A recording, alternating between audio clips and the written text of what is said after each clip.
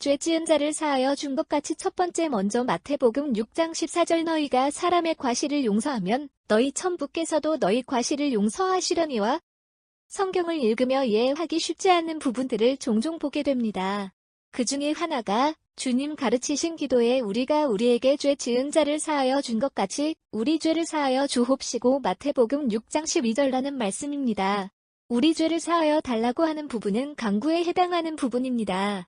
그런데 그것에 우리가 우리에게 죄를 지은 자를 용서해 준 것 같이라는 조건을 걸고 강구하라고 하신 것이 이해하기 쉽지 않습니다.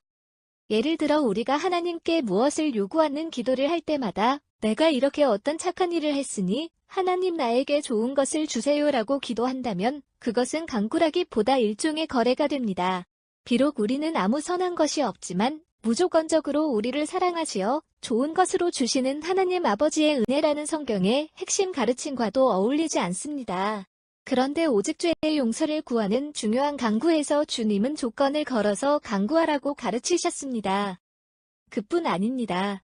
주님은 주님 가르치신 기도 마지막에 너희가 사람의 과실을 용서하면 너희 천부께서도 너희 과실을 용서하시려니와 마태복음 6장 14절라고 한 번 더 조건에 따른 하나님의 용서에 대해 말씀하시며 강조하셨습니다. 그 정도로 주님은 우리가 먼저 다른 사람을 용서하기를 간절히 하신다는 것을 의미할 것입니다. 주님은 그 어떤 것에서도 조건 없는 사랑을 주시는 분이십니다. 그런데 다른 사람에 대한 죄 용서만큼은 먼저 조건을 거신 것은 정말 그 조건에 맞지 않으면 우리 죄를 사하지 않으시겠다는 뜻보다 그 정도로 이웃의 죄를 먼저 사하여 줄 것을 주님께서 간절히 원하신다는 것을 의미합니다. 우리의 죄 문제는 의식주 문제와 비교가 되지 않을 정도로 중요합니다. 우리의 죄를 해결해 주시고 용서해 주실 수 있는 분은 우리 주님입니다.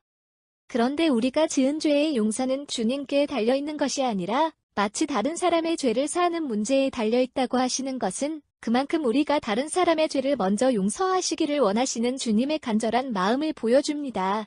그러므로 우리는 주님께 용서를 구하기 전에 먼저 다른 사람의 죄를 용서해야 합니다. 그리고 우리가 주님께 죄의 용서를 구하는 만큼 그렇게 자주, 그렇게 간절히 다른 사람의 죄를 용서해야 합니다.